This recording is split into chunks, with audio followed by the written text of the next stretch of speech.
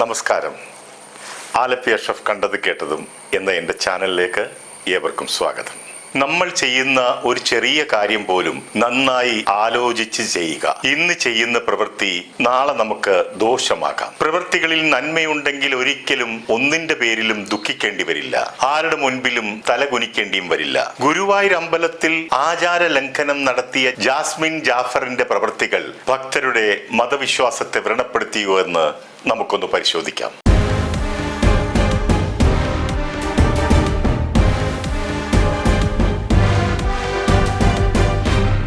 ഗുരുവായൂർ ക്ഷേത്രത്തിൽ ശുദ്ധി കലശത്തിന്റെ ഭാഗമായി ശീവേലി നടന്നു. വിഗ്രഹത്തെ സ്വർണ്ണ തളികയിൽ വെച്ച് ക്ഷേത്രത്തിന് ചുറ്റും വലം വെച്ചു. 6 ദിവസത്തെ 18 പൂജകളും 18 ശീവേലികളും നടത്തും. കൂടാതെ ക്ഷേത്രക്കുളത്തിൽ പുണ്യാഹവും നടത്തും. ക്ഷേത്രം ശുദ്ധീകരിക്കുന്ന ഈ നടപടിക്ക് വഴിവെച്ചത് സോഷ്യൽ മീഡിയ ഇൻഫ്ലുവൻസറായ ജാസ്മിൻ ജാഫറിന്റെ ക്ഷേത്രാചാര ലംഘനത്തിന്റെ ഫലമായിട്ടാണല്ലോ. വളരെ നാളുകൾക്ക് മുൻപ്, അതായത് 2006 നമ്മുടെ പ്രശസ്ത നടി മീര ജാസ്മിൻ എന്ന Jasmine Mary Joseph Taliparamba Rajarajeshwari ക്ഷേത്രത്തിൽ കയറി ഭക്തിയോടെ പ്രാർത്ഥിച്ചു. അഹിന്ദുക്കൾക്ക് പ്രവേശനമില്ലാത്ത ക്ഷേത്രമായി അത്. അന്ന് ആ വിഷയം വലിയ വിവാദമായി. ആ പ്രവൃത്തി ഹിന്ദുമത വിശ്വാസികളുടെ പ്രതിഷേധത്തിന് കാരണമായി. ഒടുവിൽ താൻ ചെയ്ത തെറ്റ് മനസ്സിലാക്കിയ മീര ജാസ്മിൻ തെറ്റേറ്റു പറഞ്ഞ് അവിടെ ശുദ്ധികലശം നടത്താൻ 10,000 രൂപ പിഴയടച്ചാണ് ആ പ്രശ്നം പരിഹരിച്ചത്. അന്നത് വലിയ വാർത്തയുമായിരുന്നു. ഇവിടെ ഇപ്പോൾ മറ്റൊരു ജാസ്മിൻ വീണ്ടും പ്രശ്നങ്ങൾ സൃഷ്ടിച്ചിരിക്കുകയാണ്. യൂട്യൂബറും ഇൻഫ്ലുവൻസറും ബിഗ് ബോസ് താരവുമൊക്കെയായ ജാസ്മിൻ ജാഫർ ഇതിനു മുൻപും വിവാദങ്ങളിൽ ഇടം പിടിച്ചിട്ടുള്ള വ്യക്തിയാണല്ലോ. ഗുരുവായൂർ ക്ഷേത്രക്കുളത്തിൽ ഇറങ്ങി കാലുകൾ കഴുകി നടപ്പുരയിലൂടെ നടന്ന് റീൽസുകൾ ചിത്രീകരിച്ച് അവരുടെ ഇൻസ്റ്റാഗ്രാം അക്കൗണ്ടിൽ പോസ്റ്റ് ചെയ്തിരുന്നു. അത് ഹിന്ദുമത വിശ്വാസികളുടെ മതവികാരത്തെ വ്രണപ്പെടുത്തുകയുണ്ടായി. ശ്രീകൃഷ്ണ ഭഗവാനെ ആറാടിക്കുന്നത് ഈ ക്ഷേത്രക്കുളത്തിലാണ്. ക്ഷേത്രത്തിന്റെ ഭാഗമായ പവിത്ര കുളത്തിലിറങ്ങി കാല് കഴുകുന്നതായിട്ടാണ് ചിത്രീകരിച്ചത്. ഗുരുവായൂർ ക്ഷേത്രത്തിൽ വീഡിയോ ചിത്രീകരിക്കുന്നതിന് ബഹുമാനപ്പെട്ട ഹൈക്കോടതിയുടെ വിലക്കുണ്ട്. എന്നാൽ മതപരമായ ചടങ്ങ്, കല്യാണം പോലെയുള്ള പരിപാടികൾക്ക് മുൻകൂർ അനുവാദമുണ്ടെങ്കിൽ നടത്താവുന്നതുമാണ്. ഗുരുവായൂർ അമ്പലത്തിൽ അഹിന്ദുക്കൾക്ക് പ്രവേശനമില്ല എന്നുള്ളത് എല്ലാവർക്കും അറിയാവുന്ന ഒരു കാര്യവുമാണ്. ഗുരുവായൂരപ്പനെയും അയ്യപ്പനെയും ഒക്കെ പ്രകീർത്തിച്ച് പാടി ലഹരി പകരുന്ന യേശുദാസിന് പോലും ഇന്ന് വരെ അവിടെ കയറി ഭഗവാനെ ഒന്ന് തൊഴുതു പ്രാർത്ഥിക്കുവാൻ ഇന്ന് വരെ സാധിച്ചിട്ടില്ല.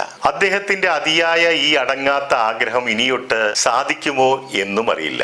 എല്ലാ മതവിശ്വാസികൾക്കും അവരുടേതായ ആചാര അനുഷ്ഠാനങ്ങൾ ഉണ്ടെന്നുള്ള കാര്യം മറക്കരുത്. ആ വിശ്വാസം പരസ്പരം മാനിക്കുന്നത് കൊണ്ടാണ് നാം ഒക്കെ സൗഹാർദ്ദപൂർവം ഇവിടെ ജീവിക്കുന്നത്. ഒരു ദരിദ്ര ജൂതന്റെ മൃതദേഹം കൊണ്ടുപോകുന്നത് കണ്ടപ്പോൾ നബി തിരുമേനി ഇരിക്കുന്നിടത്ത് നിന്ന് എഴുന്നേറ്റ് മൃതദേഹത്തെ ബഹുമാനിക്കുന്നതായും മറ്റു മതങ്ങളുടെ ആചാരങ്ങളെയും വിശ്വാസങ്ങളെയും ഒക്കെ ബഹുമാനിക്കണമെന്നും ഞാൻ എന്റെ കുട്ടിക്കാലത്ത് ഞങ്ങളുടെ മദ്രസയിൽ നിന്ന് തന്നെ പഠിച്ചിട്ടുള്ളതാണ്. ഇവിടെ സോഷ്യൽ മീഡിയ ഇൻഫ്ലുവൻസർ എന്ന് പറയുന്നവർ അനുവാദമില്ലാതെ ക്ഷേത്രത്തിൽ കയറി നിരോധിത മേഖലയിൽ വീഡിയോ ചിത്രീകരിച്ചത് ഒരു വിധത്തിലും ന്യായീകരിക്കാവുന്ന ഒന്നല്ല.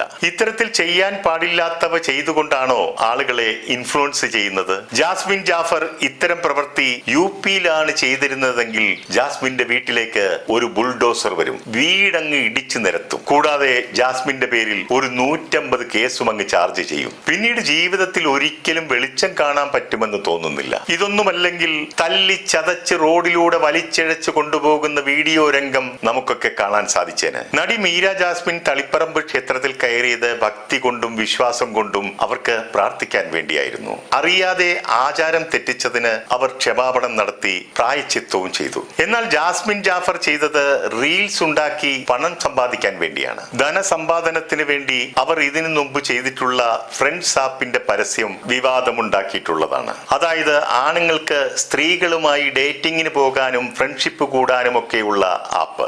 ആണുങ്ങൾ ഇതിൽ പണം മുടക്കിയാൽ മാത്രമേ സ്ത്രീകളുമായി ചാറ്റ് ചെയ്യാൻ പറ്റുകയുള്ളൂ. എന്നാൽ ഇതിൽ പങ്കെടുക്കുന്ന സ്ത്രീകൾക്ക് പണം ലഭിക്കുകയും ചെയ്യും. ഈ ആപ്പിന്റെ പരസ്യത്തിൽ ജാസ്മിൻ ജാഫർ പ്രത്യക്ഷപ്പെട്ടത് വിവാദമായപ്പോൾ അവർ പറഞ്ഞ ഒരു വാചകമുണ്ട്: എനിക്ക് ഇതിനെപ്പറ്റിയൊന്നും അറിയില്ലായിരുന്നു എന്ന്. ക്ഷേത്രപ്രവേശനത്തെക്കുറിച്ചും അവർ പറഞ്ഞത് ഇതേ വാക്കുകൾ തന്നെയാണ്: എനിക്കറിയില്ലായിരുന്നു എന്ന്. ക്ഷേത്രക്കുളത്തിന് പരിസരത്തും ക്ഷേത്രത്തിന്റെ മുൻപിലും അഹിന്ദുക്കൾക്ക് പ്രവേശനമില്ല എന്നും വീഡിയോ ചിത്രീകരിക്കാൻ പാടില്ല എന്നുമുള്ള ബോർഡുകളും സ്ഥാപിച്ചിട്ടുള്ളതാണ്. ഇനി റീൽസ് എടുക്കുമ്പോൾ ഒരിക്കലും അവർ ഒറ്റയ്ക്കായിരിക്കില്ലല്ലോ. ക്യാമറാമാനും മറ്റുള്ളവരുമൊക്കെ കൂടെ ഉണ്ടാകുമല്ലോ. അവർക്കാർക്കും ഒന്നും അറിയില്ല എന്ന് പറയുമ്പോൾ അവിടെ സ്ഥാപിച്ചിരിക്കുന്ന ബോർഡ് ആരും കണ്ടില്ല, നോക്കിയില്ല, ശ്രദ്ധിച്ചില്ല എന്നൊക്കെ പറയുമ്പോൾ ഇവർ പറയുന്നതിനെ എങ്ങനെ വിശ്വാസത്തിലെടുക്കാൻ സാധിക്കും? എന്നാൽ മറ്റൊരു വിധത്തിൽ ചിന്തിച്ചാൽ ഇത്രയും വലിയൊരു ക്ഷേത്രത്തിൽ നിരവധി സെക്യൂരിറ്റികൾ ഉള്ളയിടത്ത് ഒരു റീൽസ് ചിത്രീകരണം നടക്കുമ്പോൾ അത് സെക്യൂരിറ്റികളുടെ ശ്രദ്ധയിൽ പെടാതെ പോയതും നിർഭാഗ്യകരമാണ്.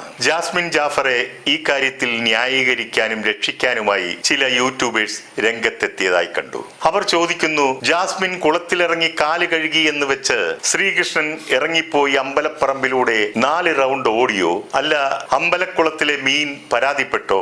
അയ്യോ, അഹിന്ദുവായ മുസ്ലിമായ ജാസ്മിൻ വന്ന് കാലിട്ട് എന്റെ ശുദ്ധി പോയേ എന്ന് മീൻ പരാതിപ്പെട്ടോ? അതോ മീൻ മറ്റൊരു കുളത്തിലേക്ക് ഓട്ടോ പിടിച്ചു പോയോ? ഇവന്മാരൊക്കെ ഏത് കാലഘട്ടത്തിലാണ് ജീവിക്കുന്നത്? ഇത് യൂട്യൂബറായ സായി കൃഷ്ണയുടെ അഭിപ്രായമാണ്. ഇദ്ദേഹത്തോട് ഞാൻ ഒരു കാര്യം പറഞ്ഞുകൊള്ളട്ടെ. പരിപാവനമായി കരുതുന്ന ക്ഷേത്രം, അവിടെ ആ അമ്പലത്തിൻ്റെതായ ഐതിഹ്യങ്ങളും ആചാര അനുഷ്ഠാനങ്ങളും ഒക്കെ ഉണ്ട്. അതവർ സംരക്ഷിച്ച് വിശ്വസിച്ചു പോകുന്നതാണല്ലോ. അവരുടെ ആ വിശ്വാസത്തിൽ മറ്റുള്ളവർ കൈകടത്തേണ്ടതായിട്ടുണ്ടോ? ഇവിടെ എല്ലാ മതവിശ്വാസികൾക്കും അവരുടേതായ പ്രാർത്ഥനാലയങ്ങളുണ്ട്. അവിടെയൊക്കെ വ്യത്യസ്തമായ ആചാരങ്ങളും വിശ്വാസങ്ങളും അനുഷ്ഠിക്കുന്നുമുണ്ട്. അതിനെയൊക്കെ പരസ്പരം അംഗീകരിക്കുകയും ബഹുമാനിക്കുകയും ഒക്കെ ചെയ്യുകയല്ലേ വേണ്ടത്? അതിനു പകരം ഇത്തരം പരിഹാസങ്ങൾ വിവേകശാലികൾക്ക് ചേർന്നതാണോ? ഗുരുവായൂരപ്പനെ അമ്പലത്തിൽ കയറി നേരിൽ കണ്ട് പ്രാർത്ഥിക്കണമെന്ന് ആഗ്രഹിച്ച ആളാണല്ലോ നമ്മുടെ ഗാനഗന്ധർവൻ. അതിന് അനുമതി നൽകാതെ വന്നപ്പോൾ ഇതേപോലുള്ള ചോദ്യങ്ങളും ചോദിച്ച്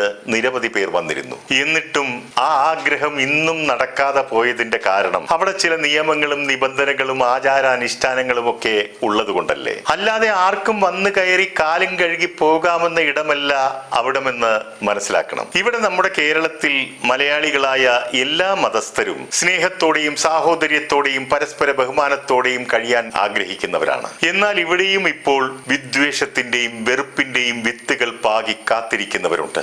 ഏറ്റവും ജാഗ്രതയോടുകൂടി നീങ്ങേണ്ട ഒരു കാലഘട്ടത്തിലൂടെയാണ് നാം ഇപ്പോൾ കടന്നുപോയിക്കൊണ്ടിരിക്കുന്നത്. സിനിമയുടെ നാമകരണത്തിന്റെ പേരിൽ, വസ്ത്രത്തിന്റെയും ഭക്ഷണത്തിന്റെയും പേരിൽ പോലും വെല്ലുവിളികൾ നേരിടുന്ന അവസരമാണ്. ഇത്തരം അവസരങ്ങളിൽ അനാവശ്യ വിവാദങ്ങൾ ഉണ്ടാക്കാതെ വളരെ ജാഗ്രതയോടുകൂടി നാം ഓരോരുത്തരും പറയുകയും പെരുമാറുകയും ചെയ്യേണ്ടത് അനിവാര്യമാണ്. ജാസ്മിൻ ജാഫറുടെ വിഷയത്തിൽ ഗുരുവായൂർ ദേവസ്വം അഡ്മിനിസ്ട്രേറ്ററുടെ പരാതിയിന്മേൽ പോലീസ് കേസെടുത്തിരിക്കുകയാണ്. മതവികാരം വ്രണപ്പെടുത്തൽ, കലാപാഹ്വാനം ഉയർത്തിക്കൊണ്ടുള്ള നടപടിയായിട്ടാണ് പോലീസ് കേസെടുത്തിരിക്കുന്നത്. ഇത്തരം നടപടികളുടെ അടിസ്ഥാനത്തിൽ ജാസ്മിൻ ജാഫർ താൻ ഇട്ട വീഡിയോ പിൻവലിച്ച് മാപ്പ് പറയുകയും ചെയ്തു. ജാസ്മിൻ ജാഫറിന് മാപ്പ് കൊടുത്ത് അവരോട് ക്ഷമിക്കണമോ അതോ തുടർ നടപടികൾ സ്വീകരിക്കണമോ എന്നുള്ളത് തീരുമാനിക്കേണ്ടത് ഗുരുവായൂർ ദേവസ്വം ബോർഡും അവിടുത്തെ ഭക്തന്മാരുമാണ്. അത് അതിന്റെ വഴിക്ക് നടന്നുകൊള്ളട്ടെ. ഇത്തരം പ്രവൃത്തികൾ അറിഞ്ഞും അറിയാതെയും ഇനി ഒരിക്കലും ആരുടെയും ഭാഗത്തു നിന്ന് ആവർത്തിക്കാൻ